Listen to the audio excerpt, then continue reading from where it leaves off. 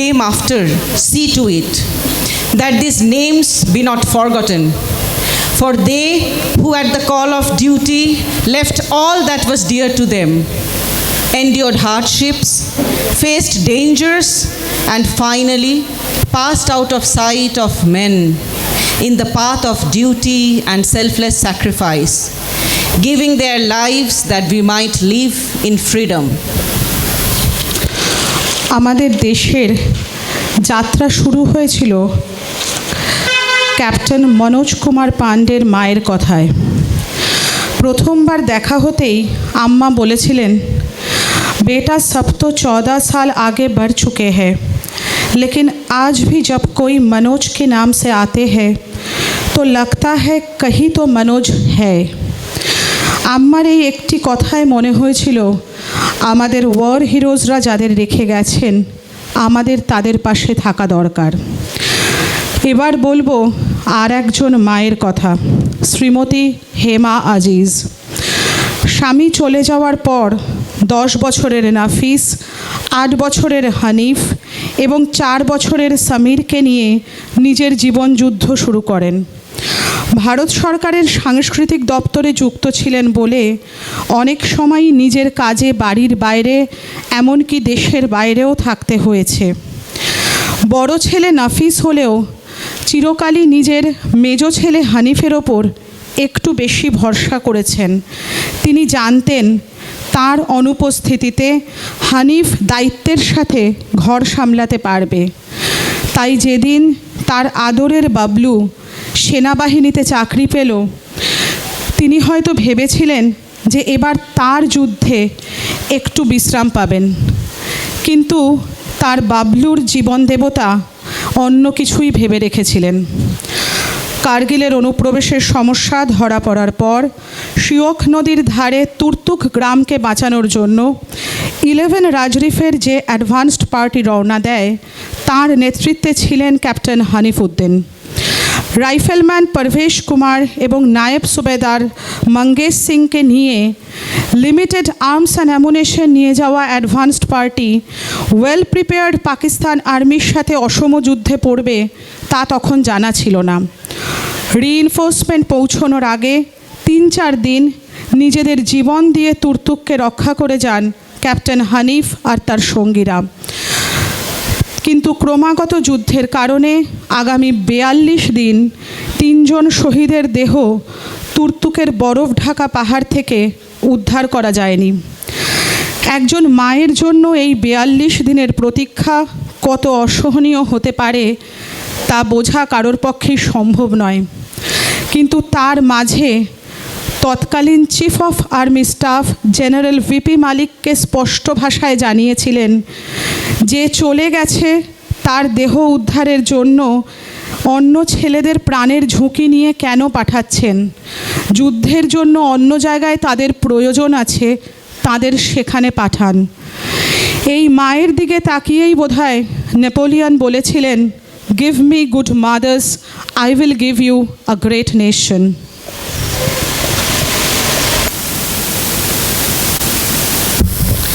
Fathers always remain our silent supporter in whatever we have done in our life.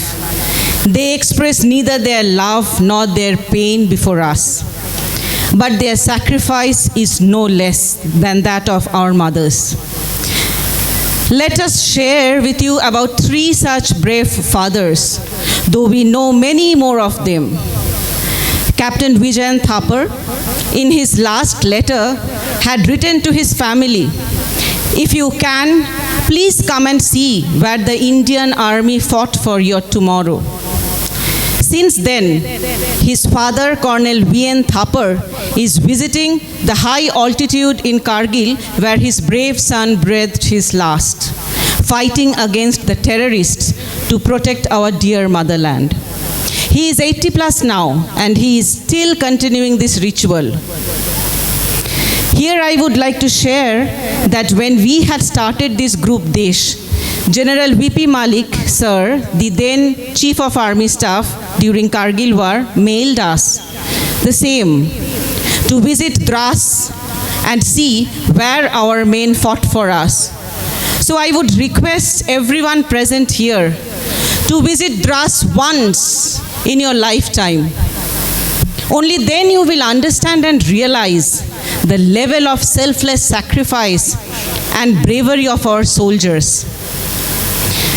Denying the Geneva Convention, the barbaric torture of Pakistani army on our four Jat bravehearts, Captain Saurav Kalia, Sipai Mula Ram, Sipai Banwari Lal Bagaria, Sipai Bhikha Ram Mund, Sipai Arjun Ram Baswana, fighting the Kargil war, created tremendous anger amongst the soldiers.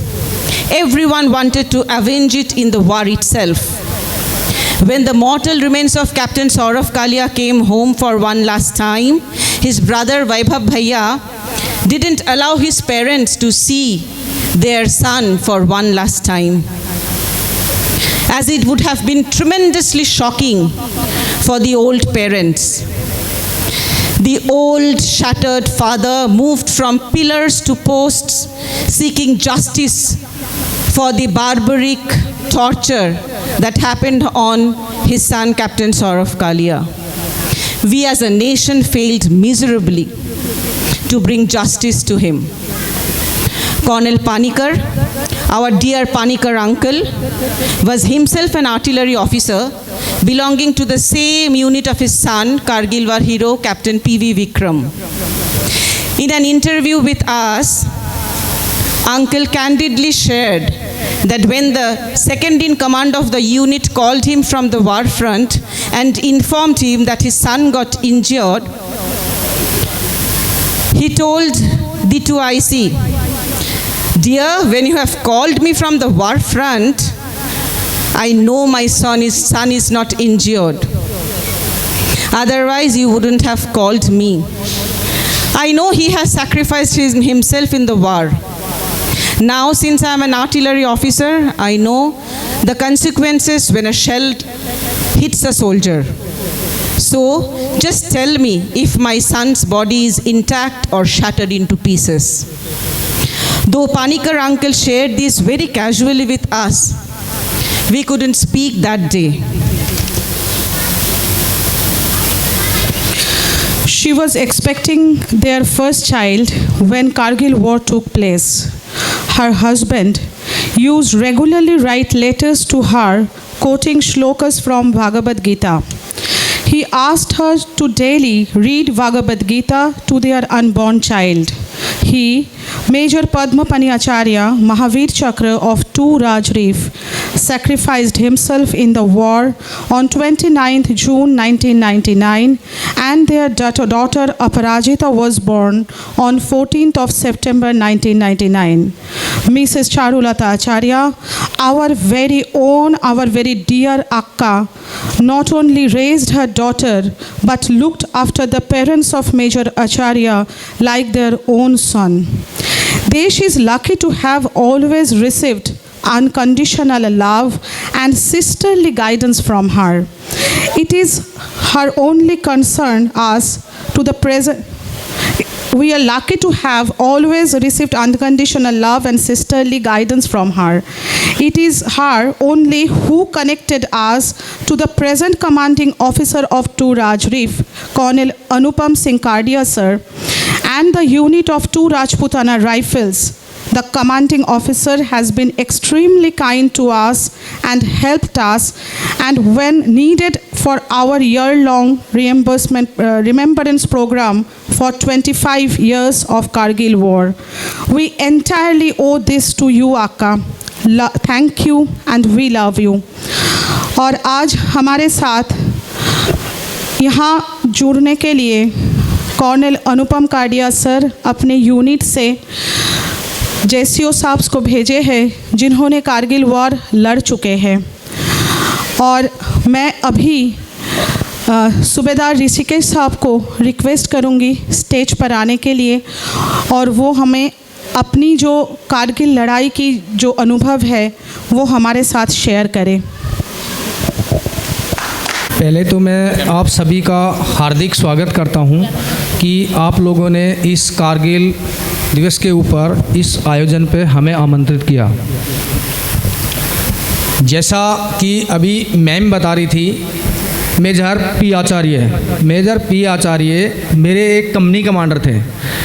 जब हम लड़ाई के दौरान जब अपनी तैयारी कर रहे थे तो उस टाइम पहले जब फर्स्ट अटैक था हमारा, तो उस फर्स्ट अटैक के दौरान मेजर पी आचार्य ने हमें एक ही चीज़ बताई थी कि हम सुबह की चाय तोलोलिंग बडालिंग का पिएंगे।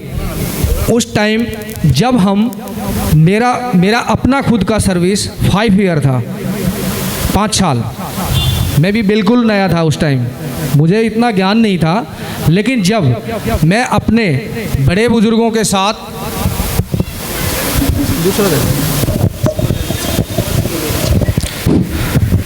उनके अनुभव के साथ जब मैंने इस वॉर को लड़ा, तब मुझे ये एहसास हुआ कि इंसान अपनी ज़िंदगी में हर एक कुछ कर सकता है। ठीक है, भरा नहीं जो भावों से, बहती जिसमें रसधार नहीं, हृदय नहीं वह पत्थर है जिसमें स्वदेश का प्यार नहीं। जन्नी जने तो भक्त जने, जन्नी जने तो भक्त जने, कहे दाता के सूर, नहीं तो जन्नी बांध रहे क्यों व्यर्थ गंवाए नूर। मैं अभी अपने शब्दों को यहीं पे विराम देते हुए अपनी युवा पीढ़ी को यही बताना चाहता हूँ कि अगर आपको कभी भी इस तरीके का देश पे न्यौछावर होने का मौका मिले, तो हमारे जिस प्रकार से शहीदों ने देशभक्ति को दर्शाते हुए, देश पे न्यौछावर होते हुए और एक बलिदान देते हुए देश को इतना आगे बढ़ाया और इतना मान सम्मान दिया, मैं उनको हार्दिक अभिनंदन करता हूँ। जय भारत, जय हिंद।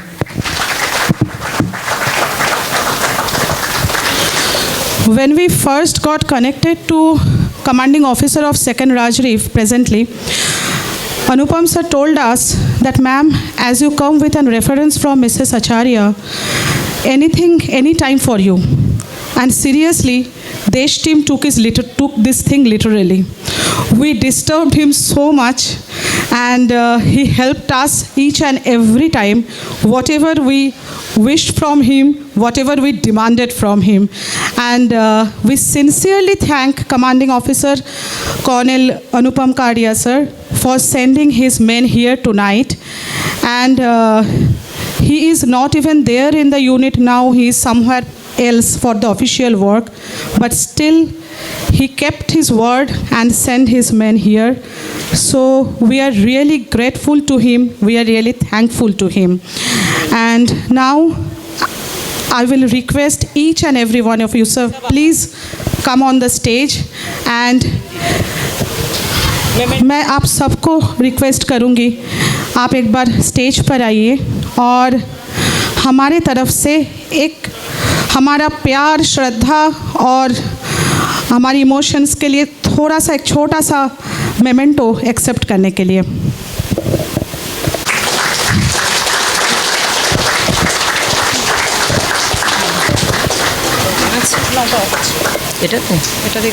মে মাসের শেষে কার্গিল যুদ্ধের গোড়ার দিকে শত্রুপক্ষের হাতে বন্দী হন বায়ুসেনার ফ্লাইট লেফটেন্যান্ট কে নচিকেতা এবং স্কোয়াড্রন লিডার অজয় আহুজা। নচিকেতা জীবিত ফিরতে পারলেও অজয় আহুজা এসেছিলেন কফিনবন্দি হয়ে। শরীরে ছিল অবর্ণনীয় অত্যাচারের চিহ্ন। প্রমাণিত হয়েছিল সভ্য সমাজের তৈরি করা জেনেভা কনভেনশন যুদ্ধের ময়দানে এক প্রহসন বই কিছুই না। কার্গিল যুদ্ধে ইন্ডিয়ান এয়ারফোর্সের ভূমিকা কী ছিল তা সবাইকে জানানোর উদ্দেশ্য নিয়ে বায়ুসেনার অবসরপ্রাপ্ত শ্রী বিভাস রায়চৌধুরী 2020-তে লিখেছিলেন কার্গিলের আকাশে। আজ শ্রী বিভাস রায়চৌধুরী সেই কথাই আমাদের শোনাবেন। প্লিজ। গুড ইভিনিং, শোনা যাচ্ছে এটা? রেসপেক্টেড কর্নেল জয় দাশগুপ্ত স্যার, সুবেদার মেজর সঞ্জয় কুমার বরমবীর চক্র, নায়েব সুবেদার এস কুমার স্যার, টিম দেশ, স্পেশালি অদ্রিজা এবং অনুসুয়া, তাদের ফ্যামিলি, প্রদীপ কাকু, অনেক দিন পর দেখা হলো আপনার সাথে, শুক্লা কাকিমা, আজকে প্রথম দেখা হলো আপনার সাথে, এবং আপনারা যারা আজকে মঞ্চে রয়েছেন, এই তিন দেশের যে অ্যাক্টিভিটি এ সম্বন্ধে আমি অনেক দিন ধরে এনাদের সঙ্গে জড়িত। তো সবাইকে আমার শ্রদ্ধা, ভালোবাসা এবং শুভেচ্ছা জানাচ্ছি। আজকে কার্গিল বিজয় দিবসের 25 বছর পূর্তি হচ্ছে এবছরে। গত বছর মানে যখন 24 বছর কমপ্লিট হয়, 25 বছর শুরু হচ্ছে, তখন আমি কার্গিলে গেছিলাম আমি সপরিবারে গেছিলাম, বিশেষ করে আমার ছেলেকে দেখানোর জন্য। কারণ কার্গিল যুদ্ধ যখন হয় আমার ছেলের বয়স তখন 1 বছর। আমার খুব ইচ্ছে ছিল ওকে দেখানোর যে এরম একটা জমি, এরম একটা জায়গা, এরম একটা পাহাড় যেখানে গাছ নেই, পশু পাখি নেই, মানুষ নেই, সেইরম এক টুকরো জমির জন্য দুটো দেশ কিভাবে যুদ্ধ করেছিল, কেন যুদ্ধ করেছিল। এটা আমরা আজকে অনেকেই এই জেনারেশনের ছেলে যারা, তাদের বুঝতে কষ্ট হয় যে একটা ওই রকম এলাকা যেখানে শীতকালে মানুষ থাকতে পারে না, গরমকালেও যে থাকা খুব একটা সুখকর তাও না, সেই রকম একটা জমি নিয়ে কেন দুটো দেশ আজ প্রায় 70 বছর ধরে লড়ে যাচ্ছে। পৃথিবীর ইতিহাসের দিকে যদি আমরা দেখবেন সবচেয়ে দীর্ঘতম চলতে থাকা যুদ্ধ সেটা বোধহয় কাশ্মীর নিয়ে। অনেকে হয়তো বলবেন যে না, ইউরোপে এরকম অনেক যুদ্ধ রয়েছে, 100 বছর ধরে চলেছে, কিন্তু তার ভেতরে গ্যাপ ছিল। কাশ্মীর নিয়ে, স্পেশালি এই এলাকাটাকে নিয়ে যে যুদ্ধ, এর ভেতরে কোনো গ্যাপ নেই। প্রায় প্রতিদিনই গুলি চলছে, প্রতিদিনই কিছু না কিছু হচ্ছে, হয় রাজনৈতিক ফ্রন্টে অথবা মিলিটারি ফ্রন্টে, কখনো না কখনো সবসময় কিছু না কিছু হতে থাকে। তবুও যে বড় বড় 3টে যুদ্ধ আমরা দেখেছি কাশ্মীরের সঙ্গে, সেটা বাদ দিয়েও 98-99 সালে যে ঘটনাটা ঘটেছিল সেটাকে ভারত সরকার হয়তো যুদ্ধ বলেনি। ভারত সরকার সেটাকে বলেছিল it's a war like situation, it's not a war. But আমাদের দেশের অসংখ্য বীর শহীদ হয়েছিলেন, একথা আমরা অস্বীকার করতে পারি না। আর এখান থেকে আমরা প্রচুর শিক্ষা পেয়েছিলাম, স্পেশালি ইন্ডিয়ান এয়ারফোর্স। আর্মিও প্রচুর শিখেছে এখান থেকে, বাট এয়ারফোর্সের কাছে শিক্ষাটা সবচেয়ে বড় জিনিস।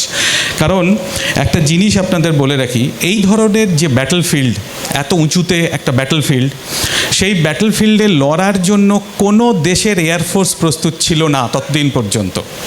কেউ ভাবতে পারেনি ওই হাইটে গিয়ে আমাদেরকে যুদ্ধ করতে হবে। সেই সময় ইন্ডিয়ান এয়ারফোর্সের একটা হেলিকপ্টার রেডি ছিল না যে 15,000 ফিটের উপরে গিয়ে যুদ্ধ করতে পারে।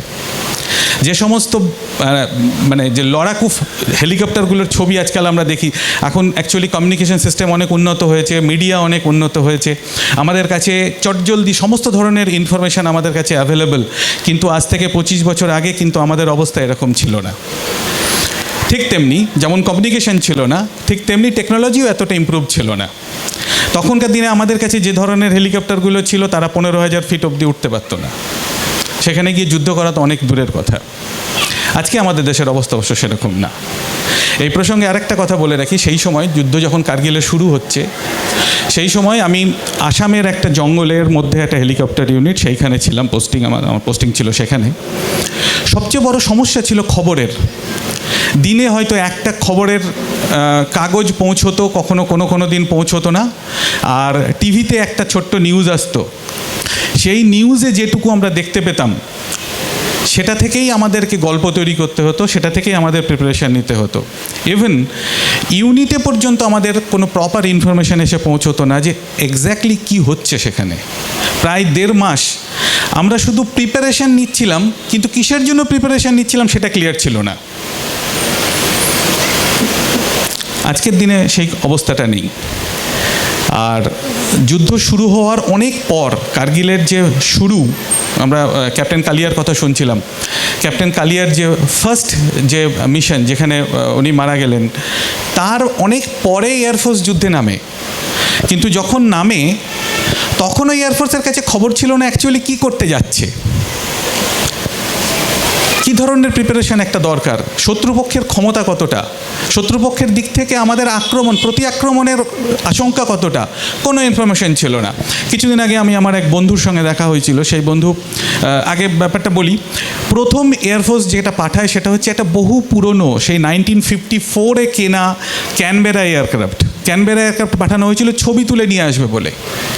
এবং প্রথম যে প্লেনটা গেছিলো ছবি তুলতে, সে বুঝতে পারেনি যে কতটা নিচ পর্যন্ত নামতে পারি, কতটা হাইট থেকে ছবিটা নিলে আমি সেফ। সো সেফ জোনের নিচে যখন চলে আসে, ন্যাচারালি নিচে থেকে গুলি চলে এবং সেই প্রথম ক্যানবেরাটাই গুলি খেয়ে কোনো রকমে মানে প্রাণে বেঁচে ফিরে আসে বেসে। তো আমার সেই বন্ধুর সঙ্গে আলাপ হচ্ছিল যে ওই ক্যানবেরা ক্রু সেই সময় ছিলেন সেই ইয়েতে। তো তারও সে একই বক্তব্য যে আমাদের কাছে তো কোনো খবরই ছিল না, আমরা দেখতে গেছিলাম খবরটা কী। কিছুদিন আগে আমি একটা আর্টিকেল পড়ছিলাম যে সেই সময় আমরা আমেরিকার কাছ থেকে কোঅর্ডিনেট চেয়েছিলাম, লঙ্গিটিউড ল্যাটিটিউড, কোন লং ল্যাটে পাকিস্তানি আর্মি রয়েছে, তাদের স্যাটেলাইট, তাদের যে ইনফরমেশন সিস্টেম, তাদের যে গ্লোবাল পজিশনিং সিস্টেম, সেই পজিশন, সেই সিস্টেম, সেই ইনফরমেশন যদি আমেরিকা আমাদের সঙ্গে শেয়ার করতো, তাহলে হয়তো যুদ্ধের যে ডিউরেশন এতটা লম্বা হতো না, এত ক্ষয়ক্ষতি হয়তো আমাদের দিকে হতো না। আজকে আমরা কোথাও বাজারে যেতে গেলেও যদি আমি একটা একটা নতুন শহরে যাই, সেখানে সঙ্গে সঙ্গে আগে গুগলে গিয়ে নিজের লোকেশনটা সেট করে বাড়িকে জানাই আমি এখানে আছি। কিংবা কোনো আজকে আমরা অনেকেই জানি যে এই বিএল ব্লকের কমিউনিটি সেন্টারে আসতে গেলে আমরা কী করেছি, বিএল ব্লক কমিউনিটি সেন্টার বলে গুগলে সার্চ করেছি, লোকেশন পেয়েছি, সেই লোকেশন ধরে এসেছি। আজ থেকে 25 বছর আগে কিন্তু অবস্থাটা এরকম ছিল না। সেই পরিস্থিতিতে একটা আননোন টেরেন, একটা আননোন সিচুয়েশন এবং একটা আননোন এনিমি, আমরা এটাও জানতাম না যে ওটা পাকিস্তান আর্মি নাকি অন্য কেউ। প্রথমে আমাদেরকে মিসলিড করার জন্য যে সমস্ত ইনফরমেশনসগুলো ছড়ানো হয়েছিল, যে ইনফরমেশন ওয়ারের যে ফার্স্ট ইয়েটা, সেটা হচ্ছে শত্রুকে ধোঁকা দেওয়া। সেই শত্রুকে ধোঁকা দেওয়ার জন্য যে ইনফরমেশনগুলো ছড়ানো হয়েছিল, তাতে মনে হয়েছিল এরা বোধহয় আফগান মুজাহিদিন। সেই রকম একটা কন্ডিশন থেকে যুদ্ধ করে আমরা যে আমাদের দেশের যে জমি, যে আমার দেশের যে মাটি, দেশের যে অংশ, সেটাকে যে আমরা আবার শত্রুপক্ষের হাত থেকে ছিনিয়ে আনতে পেরেছিলাম, তার জন্য যে স্যাক্রিফাইস আমাদের বীর শহীদরা করেছিলেন, তাদেরকে আজকে অবশ্যই আমাদের স্মরণ করতে হবে। কিন্তু আমি তার সঙ্গে সঙ্গে বলবো, সেই সমস্ত বীরেরা যারা বিশ্বাস করতেন যে নিজে মরে না, শত্রুকে মেরে ফিরে আসতে হবে, তারাই হচ্ছে অ্যাকচুয়ালি বীর। আর সেই রকমই একজন বীর আমাদের সঙ্গে আজকে এখানে বসে আছেন। আমি আপনাদের আর বেশি সময় নেব না, আমরা সবাই এসেছি ওনাদের কথা শোনার জন্য, আমিও এসেছি ওনার কথা শোনার জন্য। অনুরোধ করব সঞ্চালিকাকে প্রোগ্রাম এগিয়ে নিয়ে যাওয়ার জন্য। Thank you very much. জয় Hind. Desh got connected to Indian Air Force veteran Sri Bibhas Rai Choudhury during the writing of his book Kargiler Akashe, and since then he became one of the most enthusiastic and energetic members of Desh family.